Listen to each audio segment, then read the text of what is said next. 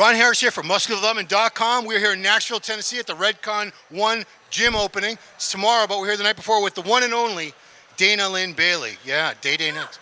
Dana, what brings you and Rob to Nashville for the RedCon opening? I mean, we've been friends with Aaron for, oh my gosh, we were just talking about it. We've known him for like 12 years. Wow. So we were reminiscing because we just did like the gym tour, and it's so crazy to think about like when we first met each other. We were at the New York Pro, and we went out to dinner with like this weird group of people, like just a hodgepodge, but they all had lots of money, and we went to this beautiful steakhouse, and like Rob and I were like, oh my God, it's like $50 for a steak, and then you have to like buy a side, and it's another like we had just started. You guys didn't always have a lot of money. Remind people that. No, that was like when we first started, like we were dead broke, and Aaron, we looked at Aaron, we're like, and he's like, I can't afford this, and so we ate everybody else's sides. But it's crazy to see like we both started at like the same spot, and like where we ended up here, and like we're still friends, so like we still support each other in whatever we each do. You guys came all the way from Montana?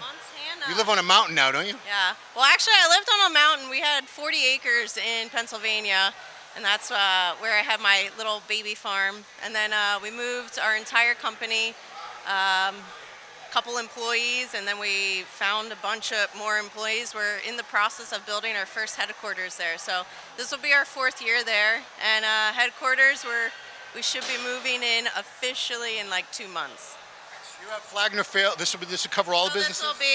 This will be like the Flagner-Fail headquarters. We'll have a gym in there, so we might start doing our camps again, and then run everything. We're actually going to be building. It's going to be like a little compound. We have like a car. We have like our car section in Building 3, and then Building 2 is going to be all the supplement lines. You wouldn't believe how many people in the New England area still talk about the camps that you guys did in your Pennsylvania gym. Yeah, warehouse gym camps. Yeah. Yeah, so we don't have the space right now. So ever since we moved, we haven't had the space.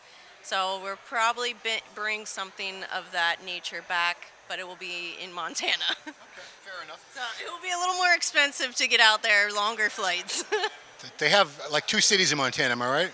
I just pissed off. They have a bunch. We got like Missoula and Bozeman. Isn't there a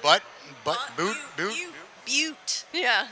All right, now we get into the competition stuff. You were the first women's physique Olympia champion, 2013, I believe it was. Yes. Weren't you also the first woman to turn pro in that division? Yep.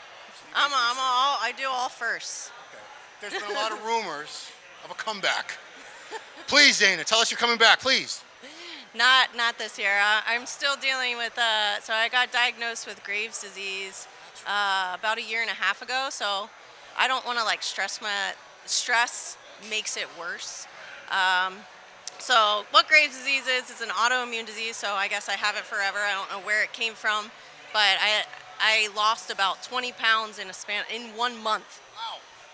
Yeah, so I've gained pretty much all my weight back. Strength isn't quite 100%, endurance isn't quite 100%. I feel great.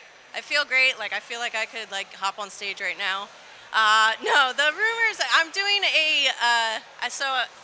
ever since I stopped competing, now I had more time on my hands, so I have my own website now. It's called DLB Daily, DLB Daily, DanaLinnBailey.com. I can't even say my own name. But it's DLB Daily, not Dana Linn Bailey, right? Yeah, DLB Daily. It's just daily workouts. I put up my exact training for the week. And right now we're in the middle of a 6-week transformation challenge, and winner gets 10 grand. And I don't know when this video goes up, but you can still, Monday, tonight. Okay, so you still have 3 days to sign up. So May 24th, we're like cutting the deadlines. So 10 grand is nice, but I think a workout with DLB would probably be a little more enticing. So that's what we did for my we did a purpose challenge. It was an 8-week challenge, and like, it's just really cool to see what people can do, and I'm giving them like the tools and the resources to get there, and like it's just really cool to be a part of their journey. So the last girl, she hasn't come out yet, but the last girl got like full inclusive trip out to Montana. We're gonna train and go hiking and boating, and just it's gonna be a really cool weekend. This one, I just wanted to try something different and see what giving them money. And it's funny, I didn't even realize this, but as I'm like packing up all my stuff because I have an office now. I have my first office, so I have like memorabilia, like Olympia trophies. I got like my check that I got, which happened to be $10,000. You haven't cashed that yet?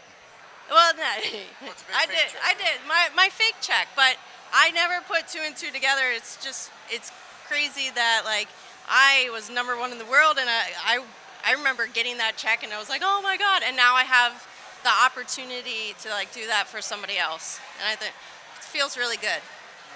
I'm sure you're going to be all humble, but I think you've probably inspired more, particularly women, to get into training, healthy eating than any Olympia champion, bikini, any female athlete that I've known, and I've been doing this for about 25 plus years now. So, props to you, because you reach a lot of women in particular that I don't think would have ever had anything to do with this industry. Yeah. You're a real crossover. I mean, I meet people that they could give they don't even know what Olympia means, but No. you say DLB, they go, oh yeah, DLB. Well, I feel like I made it cool. I don't know. I feel like I grew up I started training at a time when girls didn't train. Like they weren't lifting weights, but I just got right into it, and I didn't go the same route everybody else went.